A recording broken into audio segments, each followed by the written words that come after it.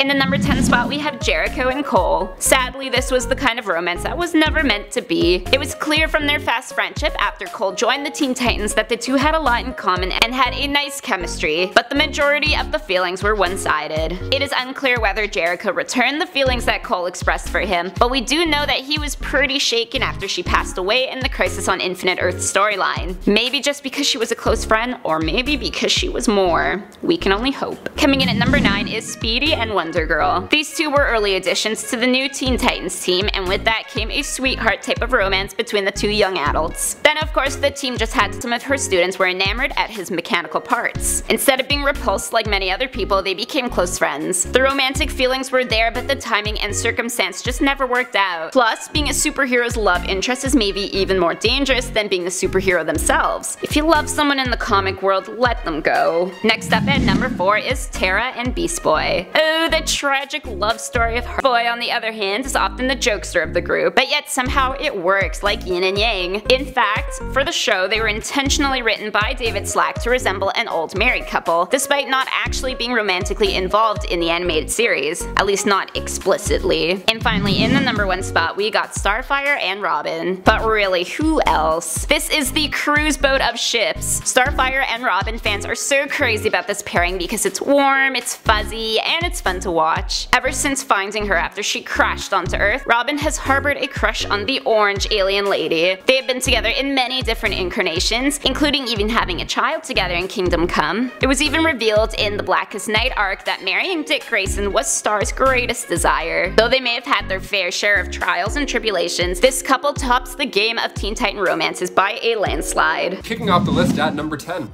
BEASTBOY and Raven. Okay, they say opposites attract, so when you put together an immature shape-shifting prankster with a half-demon sorceress, things are bound to get a little weird at some point. Fans weren't really sure why the two had it out for each other, being so different and all. See, everybody didn't really expect them to last. Even during their time together, readers found it just not that thrilling. The chemistry was just, dare I say, bland, or not as big as some other relationships. Like in the early 2000s cartoon, she's annoyed by BEASTBOY. She doesn't like how he's immature and how he does pranks and how he doesn't use his indoor voice ever, and she found his comedy to be annoying. And then in season 4 of Teen Titans Go, episode 12, it shows BEASTBOY writing a song to tell Raven how he feels about her.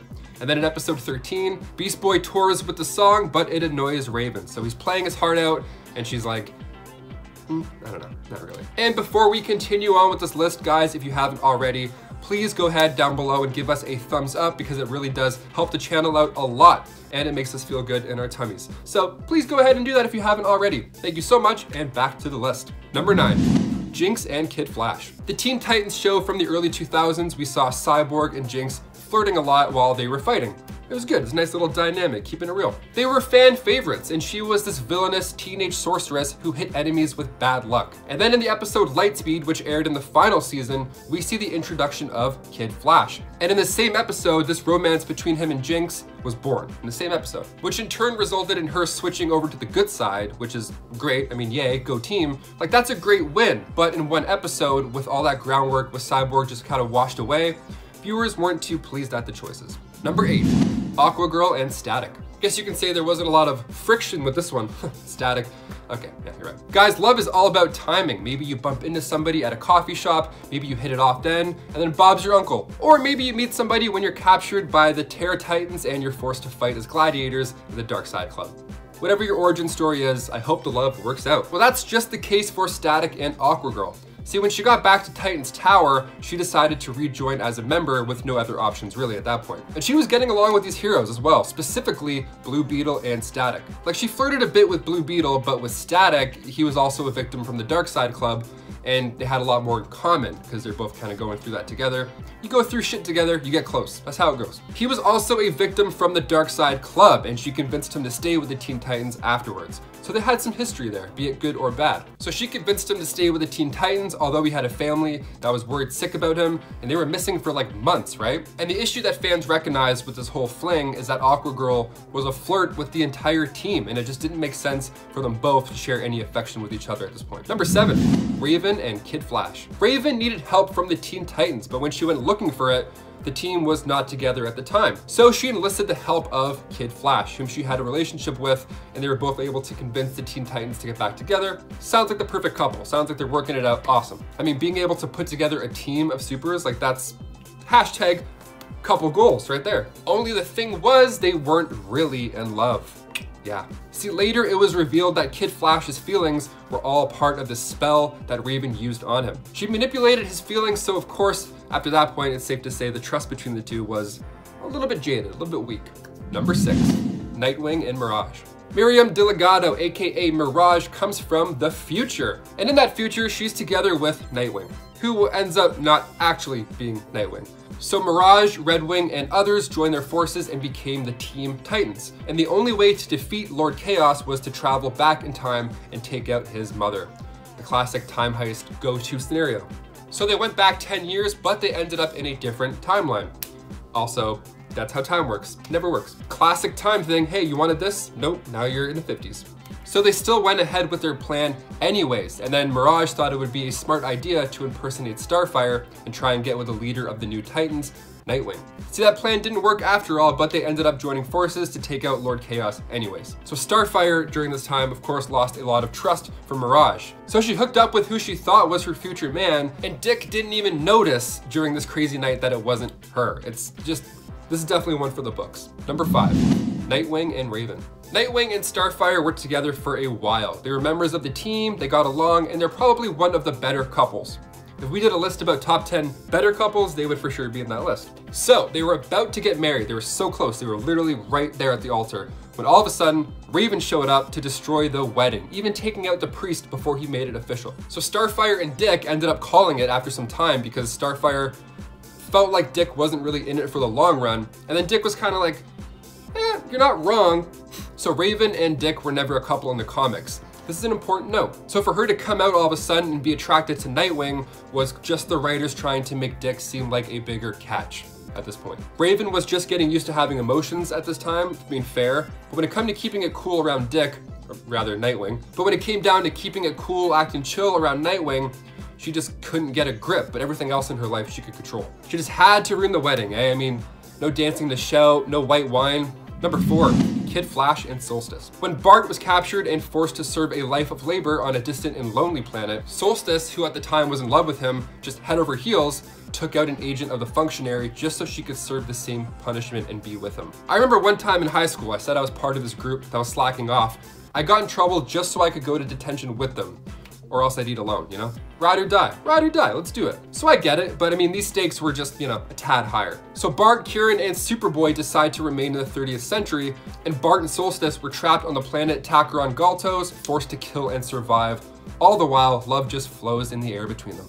Number 3, Robin and Wonder Girl. This next one is absolutely insane. Okay, it's so gross as well. So after the death of Superboy in Infinite Crisis, Robin's plan was to try and replace him with a clone using Superboy's corpse. Now, of course, that was way easier said than done, and this failed over and over and over again. So Wonder Girl waltzes in and then sees Robin frustrated at these failures, and he starts to destroy all of these attempts of a clone. Then they both bonded over how upset they were at the loss of Superboy, and with all the remains of all these clones just strewn about, just squishing under their feet, they shared a kiss while a tear was coming down their face. Beautiful moment, definitely a beautiful moment to be like, hey, we're gonna get through this, you know, like I miss him too. But like, you're standing on his spleen. You're standing on like 7 of his spleens, all these clones. I'd be like, hey, can we mop first? Like this is gross. I'm hearing squishy squishes while I'm trying to hug you. Can we please get a janitor? I mean, bonding over a death, sure, that's normal, but bonding over the death of somebody that's spilt around you, no way, we can't overlook that. Number 2, Beast Boy and TERRA. She pops up in the 2nd season episode titled TERRA, of course, when she's running away from a giant scorpion, which sounds like all my nightmares, sounds terrifying. Massive scorpions, no thank you. So the Titans, of course, come to the rescue, but help is not something she needed, really. Yeah, she was actually leading the scorpion into a trap where she would then use her powers to cause this stone bridge to collapse and take out this giant arachnid. And then when she introduces herself to the team, Beast Boy gets shy. He turns into a shy boy. He turns himself into a little turtle, which is something I try and do often. I'm like, oh, we got company. Back into my shell. This neck goes all the way into this hoodies when I'm nervous, when I'm a shy boy. And she loves it. She thinks he's hilarious. She thinks he's the cutest guy ever. Fair. So now TERRA and Beast Boy are close. Beast Boy convinces TERRA to stay with the team and train, but during that conversation by the water, TERRA accidentally moves a rock that Beast Boy is sitting on, so now the secret is out. TERRA cannot control her powers. The next day when she's being tested by the team on said powers, Beast Boy gives a few words of encouragement and she completes it.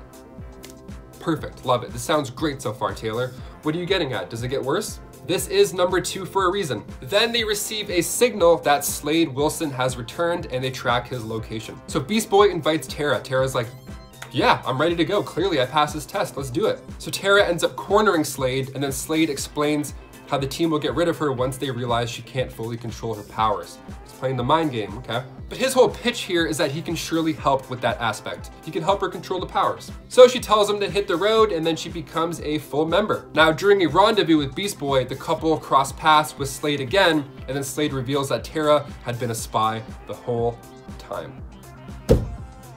And to make matters even worse, somehow, in the Judas contract storyline in the comics, one of the main reasons behind this betrayal was that she, at 15, and Deathstroke were in love.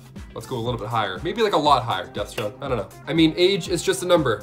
Sometimes that number is 15, and sometimes these storylines are pretty. And finally, number 1, Donna Troy and Terry Long. Of course, for number 1, we have to end on the worst couple of all time. So Donna married Terry Long, who was a college professor at the time, and he was in his 30s and was previously divorced.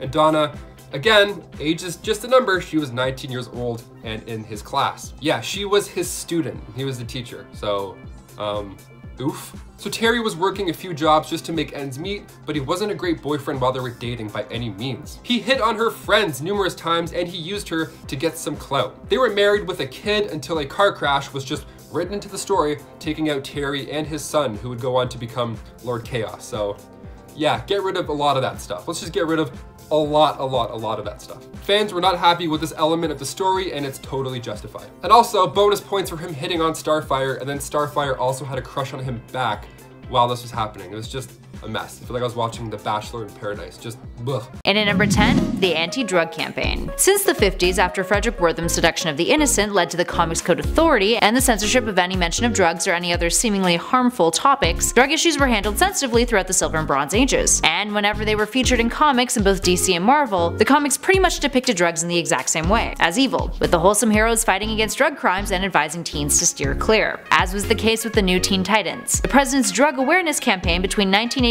and 1984 specifically, which was explicitly sponsored by major companies, including Keebler, the American soft drink industry, and IBM. Yay PSAs doused in capitalism. More controversy occurred when a few adjustments were made to the Titans though, in order to fall in line with the corporate sponsorships. Starfire's outfit was altered to be less revealing, and Robin was replaced with Protector due to licensing issues. Moving on to something more scandalous at number 9, the Judas contract film. While we'll be touching on some more controversial aspects of the Judas contract, film and comic arc, a little bit later on in this list, for this number we'll be taking a look at how the 2017 animated film is taking a page out of other DC film adaptations, by trying to be more adult. How has this affected the retelling of this iconic Titan story? Well, it's trying real hard to be sexy. As if sex and hormonal impulses didn't cause the superhero team enough grief, the recent film seems to jack up the sex appeal, with critics noting that it may be the horniest DC cartoon to date. Nightwing and Starfire tend to be the main focus of this, with a lot of talking and joking about sex. And TERRA, well, her cringeworthy seduction scenes had a lot of people feeling mighty uncomfortable. Up next, number 8, Terry Long. After Marv Wolfman and George Perez reinvented the Teen Titans series as the new Teen Titans in 1980, Donna got a romantic interest by the name of Terry Long, who was an older professor who at times just creepily hung out at the Titans Tower. He was 29 while she was 19. He also had a kid from a previous marriage. So of course she marries Terry in Tales of Teen Titans number 50 in 1985. But Terry didn't last overly long, with their marriage ending in a divorce and a restraining order that he filed against her. And eventually Terry and his kids would die in a car crash. But don't worry, he would creepily reappear in Blackest Night. And at number 7, Robert Long. Speaking of Terry, while Donna Troy was only married to him for a brief while, it was long enough for her to conceive a child with him, who they named Robert. While Donna was pregnant, a group of Titans from the future traveled back in time with the intention of killing her in a very Terminator-esque narrative to prevent her unborn child from becoming a villain named Lord Chaos in the future. The Titans ended up working with the future Titans to defeat Lord Chaos, but that wasn't enough for Donna. She went to the Titans of Myth to have her and her son's powers removed to ensure that Robert would would never become Lord Chaos. Not that any of that mattered though, because Robert was one of the children who died in that car accident with Terry. He was only 3. And of course Robert would also show up in Blackest Night. And at number 6, Tim Drake kills. The Jeff Johns Teen Titans The Future Is Now story arc takes the Titans to the 31st century, with their return trip dropping them off 10 years in the future from their present day. This gives the Titans an interesting look at what their futures are like, and Tim Drake's is particularly jarring. Tim was now donning the Batman mantle, and used lethal force, and a gun, to the point where Arkham Asylum had been converted to a cemetery for villains. Yeah, not really quite the Batman way there, Tim. Moving on to number 5, Robin's costume. Ever since the news of the live-action Teen Titans adaptation came out, the internet has been buzzing with speculation. Called Titans, the show will include Dick Grayson, Raven, Starfire, Beast Boy, Hawk, and Dove, among others. But while excitement is high, there has been some outrage over Dick Grayson's Robin costume, because it's not actually Grayson's. The costume is actually the Robin costume designed by Neil Adams for Tim Drake. Traditionally, Grayson and Jason Todd's Robin costume features a yellow cape, green scaled underoos, and pixie boots, while Drake's costume is seen as being more modern, which is why the production probably opted to design a costume closer to Drake's threads instead. Up next, number 4, cover controversy. Moving out of moments found within the Titans narratives and one revolving around the comics publishing, let's take a look at the stir that Teen Titans Volume 5 Issue 1 caused when it was released in 2014 as a reboot to the series. Aside from fans critiquing the very different looks of many of the Titans on the cover, former DC editor Janelle Aslan's critique caused the most controversy, and even led to fans of the comic bombarding her with threats of violence and social media harassment. Not cool. Janelle had written a review in which she broke down the fact that Wonder Girl had been over-sexualized on the cover, along with a critique of the art style and the piece as a whole. And at 3,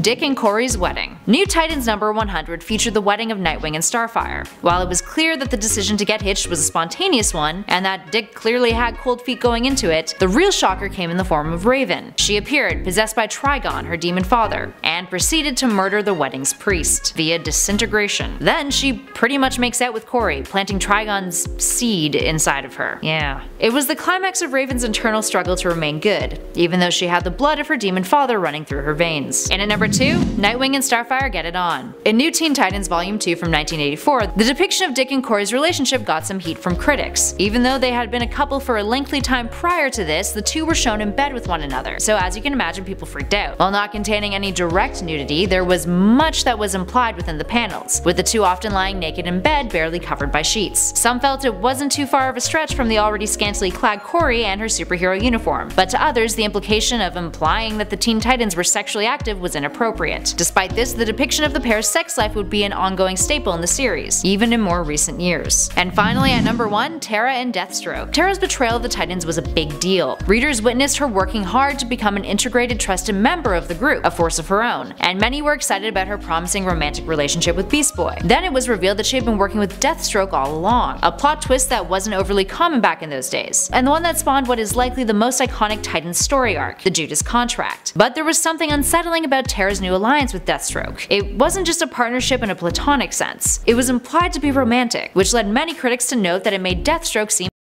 So, kicking us off at number 10, Teen Titans Go is in Beast Boy's mind. According to Reddit user Superblue, Beast Boy aka Garfield Logan has got a lot more going on in his head than just crying over TERRA. Now, we can all see the visible difference between Teen Titans and Teen Titans Go, with the former having a much more darker vibe which covers some pretty tricky material for what is essentially a kids TV show. Compare that then to the wholeheartedly different tone of Teen Titans Go, and you can definitely see what we're getting towards. But according to Superblue, there's a perfect explanation for all of this. In Teen Titans, Beast Boy was pure comic relief to balance out the misery. In Teen Titans Go, the whole cast is the comic relief, and it's almost as if everyone was magically given Beast Boy's personality. Well, that's because, according to this theory, the whole thing is happening in his head. Teen Titans Go is just a daydream for Beast Boy, which explains why everyone's immature and even the terrifying Trigon is met with a comical laugh track. It also explains why, no one ever dies, despite some pretty messed up deaths. Batman, Turkey, Thanksgiving. Also, a universe where TERRA and Raven both have a crush on Beast Boy. Yeah, right, it's all in his head. And coming up at number 9, Lex Luthor bought the whole damn planet. Now, this is a pretty bold assumption, but if you take a deep breath, it kind of starts to make sense. In Teen Titans Go, Lex Luthor, the entrepreneurial mastermind that makes Jeff Bezos green with envy, well, he kind of bought the entire planet. Visually, the only true clue to this theory is the fact that Luthor's face is on the money of the TTG world. It's pretty visible with the whole bold, brooding head kind of thing, but in this theoretical universe, Lex Luthor has eliminated all mundane crime, and the world is actually under a reasonable modicum of peace, even if that meant poisoning the world's water supply with a mild hallucinogen, which would kind of explain the obvious vibrancy of Teen Titans Go. Also, Batman's probably seeing a psychiatrist for all the horrors he's witnessed, so the Teen Titans are still kicking around for whatever villain or natural disaster pops up. All of this for a profit, of course, because all good things don't come for free. And next up at number 8, Cyborg's got a dark side. Throughout the Teen Titans run, the brooding half-demon, half-human Raven has been a gloomy fan favourite for her apathetic attitude and ice-cold one-liners. In Teen Titans Go though, we learn that most of Raven's dark and dismal personality actually comes from her trademark hooded cloak. In season 1 episode 37, Legs, Robin steals Raven's cloak and the Titans soon discover that she's a better person without it. However, Reddit user Highground66 lays out an explanation for what happens next. In the episode, Cyborg ends up putting on Raven's cloak and instantly he snaps and becomes evil. For the remainder of the episode he goes nuclear and attacks the Titans. Well, Highground66 suggests that the reason behind this is that the cloak acts as a conduit to amplify the darker emotions within, and well, compared to Raven, Cyborg's got some real deep-seated darkness inside him left over from his accident, and he's simply hiding it behind dad jokes and general charming goofiness. What do you think? Coming in at 7, Fifth Dimensional Imps. This one's pretty out there, but nonetheless it's got some legs, some pretty short imp legs. Larry, the Fifth Dimensional Imp version of Robin, has the power to manipulate the very fabric of reality with his right index finger. He's made several appearances in Teen Titans, particularly in X episode 28, where Red X offers Robin 3 different versions of himself, one of them being the pesky Larry, who is Robin's self-proclaimed biggest fan and wants nothing more than to watch him perpetually fight crime. Well, Reddit user MBC2085 suggests that Larry and his 5th dimensional imp friends ported the original Teen Titans into their own imp TV and thusly created Teen Titans Go. The cast of TTG are aware of this and they act so incredibly ridiculous and over the top in an attempt to decrease the ratings and get them off the air. Would kind of explain the pizza episode, I guess. And next up at number 6, JINX is a mole. Throughout the original Teen Titans, we get to witness the awesome character arc of natural born villain turned honorary Titan, JINX. She's great. Her hair's pink, she used to be evil, now she's not evil. JINX has the power to wield luck itself into a weapon, or in this case, bad luck. And maybe in this case the Titans' luck has just ran dry, because one intrepid TV troper suggests that JINX is just a straight up mole and she never forgot her roots at Hive. In Teen Titans Go, the team as usual are completely oblivious to this fact, hence why no one suspects JINX's involvement when things miraculously go awry. This theory even goes so far as to suggest that Batman was the sole perpetrator of this entire ploy in some kind of hidden test for the Teen Titans to brush up their trust levels. Also, in the Girls Night Out episode, we see a cameo of Batman and Gordon laughing hysterically in a car as the girls, JINX included, speed past, which explains why he doesn't care about them doing what they're doing. Well, what do you guys think about that one? At number 5, don't do drugs, kids. Again, this one is pretty damn out there as well, but it's Teen Titans Go, so I guess anything goes. After the events of Parasite, Raven then used her powers to portal the Teen Titans back to Earth, and it left them pretty messed up. This theory suggests that all of the Titans are on particular types of medications that have affected their behaviour, thus explaining the distorted view of TTG. Robin is on ADHD medication after realising his brooding had gotten out of hand, but the side effects are that now he's gone all jittery. Cyborg is on antidepressants to get over the inner turmoil of being half robot. Starfire is on mood stabilizers, which has caused her to lose her super strength, but has generally allowed her emotion-led power to be even more tempered. Raven is on PMS medication, and Beast Boy is smoking medical marijuana. Yes, this theory suggests that Beast Boy's transformations take a painful toll on him, and since Jump City is supposedly in California, he can get his hands on some legalized herb to treat the pain. Also, the episode Hey Pizza, yeah, it pretty much confirms this whole thing. Coming in at number 4, story time. Well, we'll admit, this theory is rendered pretty damn useless by the TTG episode Fourth Wall, but it's worth a shot as most of the TTG canon is pretty flexible. Anyways, in the original Teen Titans, Melvin, Timmy and Teether are 3 young super kids with their very own superpowers who look up to the Teen Titans as idols. In this episode, Raven plays nanny and takes care of them, while Reddit user Danny of Gallifrey, great name, suggests that there's a much more wholesome reason for the absurdity of Teen Titans Go. The whole show is a fairy tale told to Melvin, Timmy and Teether as Raven and the Titans take care of them. It makes sense considering that character traits and personalities appear to constantly shift, potentially because of which Titan would be telling the story. Also, when Aqualad and Kid Flash make canonical appearances in the show, perhaps it's just them telling the story this time, which explains their amplified tone and zany appearances. Next up at number 3, Grebnax. In season 1 episode 18, Beast Boy rents a scary movie for the Halloween special and a whole slasher horror narrative plays out under the guise of the newly introduced villain Control Freak. Well, during a particular lights out scene, Starfire shrieks, "Whose claws are on my Grebnax?" And what exactly are Grebnax? Well, why don't you go and ask the many forum fandoms that have shipped together the majority of the Titans over the years and inadvertently made the whole thing canon with Rob Starr and BB Ray. This theory suggests though that in one future TTG episode, the whole world of shipping will get ridiculously out of hand and Cyborg will be the one and only remaining sane Titan to stop the world from collapsing upon itself due to the sheer pressure of superhero relationships. Stop it now, guys. And swinging in at number 2, Slade's here to stay.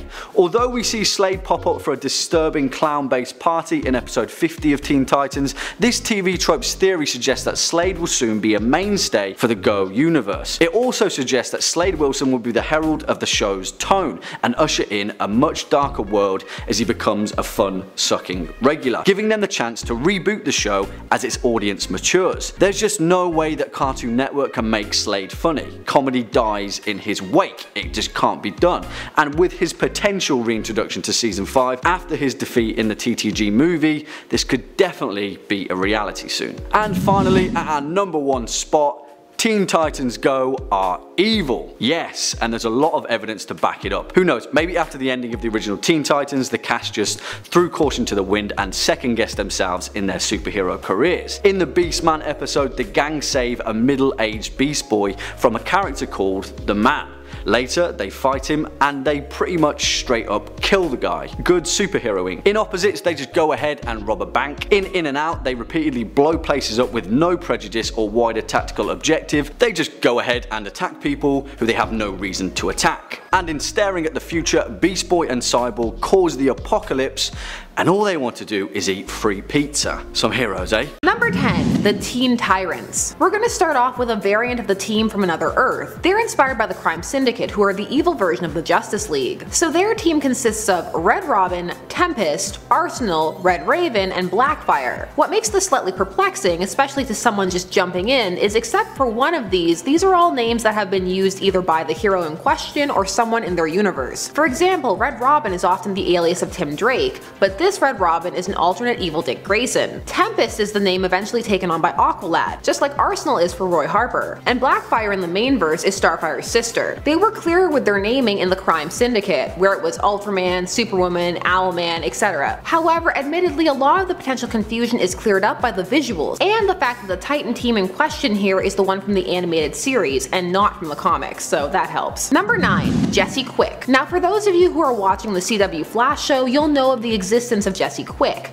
but what about her history with the Titans? Jessie Chambers first debuted in the Justice Society of America Volume 2 Number 1 back in 1992. She's the daughter of 2 Golden Age heroes, Johnny Quick and Liberty Bell. Through some waffling about where to put her, she ended up on the 90s run of the Teen Titans, which was simply entitled Titans. At this point, she was a member of the team but also managed her father's company, Quick Start. Part of why she was recruited to the Titans was that they felt their personal squabbles had taken the team down before, and they wanted buffers. A question people often have about Jessie and her speed is how fast is she in relation to Wally, cause it would vary. Also, she was involved with her mom's boyfriend and that led to his death, it was a whole thing. She accessed her speed powers using what she called a mantra. She could visualize utilize the speed formula, so she had to do this in order to access the speed force, which she was linked to. Because of her mom, she also has super strength, so a good power combo. Number 8. Osiris. There have been 3 Osirises, and for our purposes we need the third, Amon Tomaz. He was briefly a member between Infinite Crisis and 1 year later. Big DC reset events, cause nothing shakes up the roster of a team like a giant event. So he is the brother of the hero Isis, who during this period would marry Black Adam, who was on a heroic bend briefly, kinda sorta. Osiris joined the Titans cause he wanted friends. You know, save the world, go out for burgers, it's like a club really, but sometimes members die. And he was one of them. He was granted his powers by Black Adam, and so to become Osiris, he must say his name, which must have a double effect on people. They must panic and think Black Adam is about to show up to defend his brother-in-law. One question people have about his powers is whether or not he has access to all of Adam's powers when he is not there, or is it just still a small portion of them, which is the usual Shazam fare, but coming from Egyptian gods, so Shu, Heru, Amon, Zehutu, Aten, and Mehen. If I mispronounced any of those, I'm sorry, but I'm sure some of you will yell at me anyway. Number 7. Wonder Girl, Cassandra Sandsmark, the second Wonder Girl even though she's the third to be called that name. She first debuted in Wonder Woman Volume 2 number 105 back in 1996. Unlike Donna Troy before her, she has a definitive and clear origin. She was Wonder Woman's sidekick and would go on to be a Teen Titan, have a thing with Superboy, at the time Con-El or Connor Kent, and then end up with Robin, Tim Drake, his best friend when they thought he was dead. So she gets her powers from mystic artifacts, such as the Gauntlet of Artemis, the Sandals of Hermes, which give her strength and flight. Also, fun fact, Zeus blessed Cassandra's mother to be able to take away her powers temporarily with a touch. Zeus believes in a good time out. This isn't random, she's Zeus's daughter. He's still taking up with the Earth ladies all these millennia later. Cassandra also has a lasso, but it's not a lasso of truth. She can also have her powers impacted by other members of the Greek pantheon, like Ares, who once took her powers because he felt she was being too frivolous. You have to be into Wonder Woman to get all the nuances of Cassandra, and since Rebirth she really hasn't been as prominent. She is now on the Titans of Tomorrow, because there were multiple Titans books running simultaneously. So now she's not in the present timeline, but it's fine. I mean, Connor only kinda sorta exists right now anyway. There's so much confusion with who is who and where they are. Number 6. Wally West 2. So Wally West 1, I guess, is the second Flash in the mainverse timeline, but the third if you include all continuity. He took over the mantle of the Flash after Barry Allen died in Crisis on Infinite Earths in 1985. So then Wally went from being Kid Flash to Adult Flash. He was the Flash all the way up until the New 52, which was used as an opportunity to retcon him out of existence, cause DC head Dan Didio doesn't like him. And yet, there was still a Wally West. Meet Wallace West. He debuted in the Flash Annual number 3 back in 2014. He is introduced at first as the biracial, even though they rarely draw him that way at first, son of Iris's brother. Wally would end up joining the New 52 version of the Titans as Kid Flash, but fans never really took to him as they were salty and bitter about how Wally 1 was retconned. So they brought Wally 1 back in Rebirth. They're gonna call the second one Wally 2, I'm calling the first one Wally 1. Wally was brought back in Rebirth. It was a big event. Very moving. But now, what about Wally 2? It's not his fault he was poorly introduced and handled. Also, if he was retconned out of existence, there would be a thing on a whole other level. So he has been kept around as well, and in Rebirth has a new origin. He is now the son of Iris's other brother, Daniel West, who is the Reverse Flash, which is a cooler origin. Wally 2 is cool, he just needed to be introduced in a way that wasn't full on trying to replace the first Wally. Why did anyone think people would go with that? Who greenlit this? Number 5. Ravager. Okay, so there have been 5 DC characters named Ravager, but we're talking about Rose Wilson, Deathstroke's daughter. She first appeared in Deathstroke number 15 back in 1992. Ravager, pre-rebooted Origins, had a complicated relationship with her father to the point where she both idolized and hated him,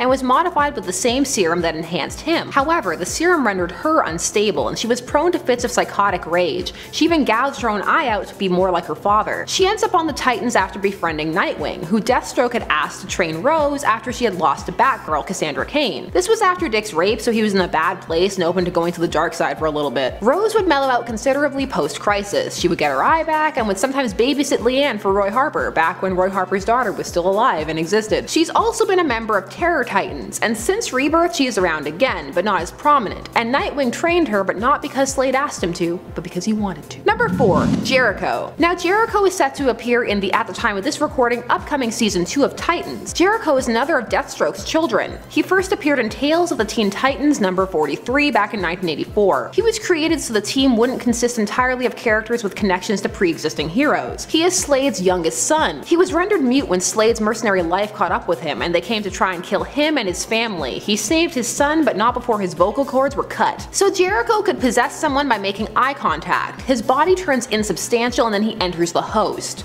He can then tap into all that person's abilities. However, the victim can still speak. He can't take over that part unless they're asleep. JERICHO was a pacifist and genuinely good person until he got corrupted. Now JERICHO isn't hard to understand, but he was largely forgotten for a time, which was a shame. His storylines were really good. Yay for him being acknowledged again. Number 3. Power Boy. Once again a hero that has shared their name with multiple others. We're talking about the third Power Boy. And yes, there is a Power Boy, and yes, he has a boob window. The third Power Boy debuted in Teen Titans Volume 3 number 38 back in 2006, and was on the team during the 1-year gap in Infinite Crisis. He had vague Supermanish powers. So Power Boy was supposed to be a male parody of female superhero cliches down to his costume that had the boob window and had a lot of chest hair in it. I don't know, for me it never fully crystallized. I mean, a lot of heroes have ridiculous costumes, and as a fan of the boob window, that never really connected with me. He dated Supergirl for a bit and then got creepy and possessive and she had to assault him to get him to leave her alone. Again, parody? If so, it's just poorly executed. Can somebody else have this costume? I'm kinda into it. Number 2. Kid Devil, aka Red Devil.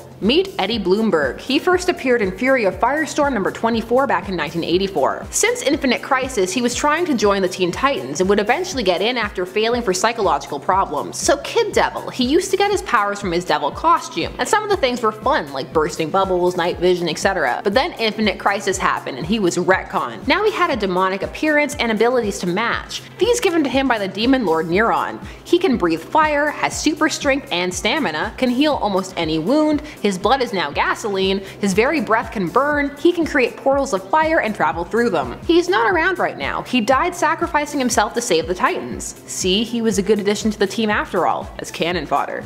Too soon? Kid Devil is a bit of a blink and you'll miss him character for a lot of people. He's not the Blue Devil, that's a different character. And number 1. Donna Troy. She made her first appearance in The Brave and the Bold number 60 in 1965, but the character of Wonder Girl had been around since 1961. This character had been created as a direct result of Frederick Wertham's novel Seduction of the Innocent, which posited all kinds of at the time salacious things about these heroes, and the Comics Code Authority wanted to combat this, especially because they were saying that children shouldn't read comics at all, and that was their market. Aside from Batman and Robin being coded as a homosexual couple, Wertham was afraid that Wonder Woman was a lesbian. He was really concerned about this, because she was a strong independent woman who didn't need no man. So the solution to this was to give Wonder Woman a family, including a Wonder Girl, because lesbians don't have families, I guess. And Wonder Girl was her little sister, but it was really just a younger version of herself who she partnered up with. However, this led to confusion, as when the Teen Titans started, she was mistaken for a regular character and not another version of Wonder Woman. They thought she was a sidekick. So she became an independent character by accident, and because of this her origin would forever be a convoluted mess, because at the start she didn't have one. There was even an entire plot years later surrounding this called Who is Donna Troy? On her origin, Marv Wolfman had this to say: I wrote the original Donna Troy origin story back in the first Titans run. She had never had one and was in fact not a real character. She was a computer simulation of Wonder Woman as a girl. That story also named her Donna Troy and set up everything that followed. Unfortunately, after Crisis on Infinite Earths and the Wonder Woman revamp, we had to go back and redo it again, as a brand new Wonder Woman being born on Earth could not have rescued the girl from the burning building. I wish we had been able to keep it, as I think it's gone insane now. I just wanted a simple origin story. I came up with the original, and then George Perez and I simply elaborated on what had been done, giving her real knowledge of who she was. I would love to say that everything after Who is Donna Troy should be forgotten, but that's not the way continuity works, sadly. I feel like that belongs in a t-shirt. That's not the way continuity works, just a sad crying face. She also had multiple power sets and different origins for said power sets. First, she was given powers by the Amazon's Purple Ray. Post-Crisis, she had powers that were identical to Diana's, but they were later enhanced, and she could command darkness and cold. In Rebirth, when Dick became Rick, Donna took over leading the Titans. That's the Cliff Notes version. Donna could have a whole video all her own. At one point, she was a magical duplicate made up of the memories of her from Wally West. That's Wally West 1.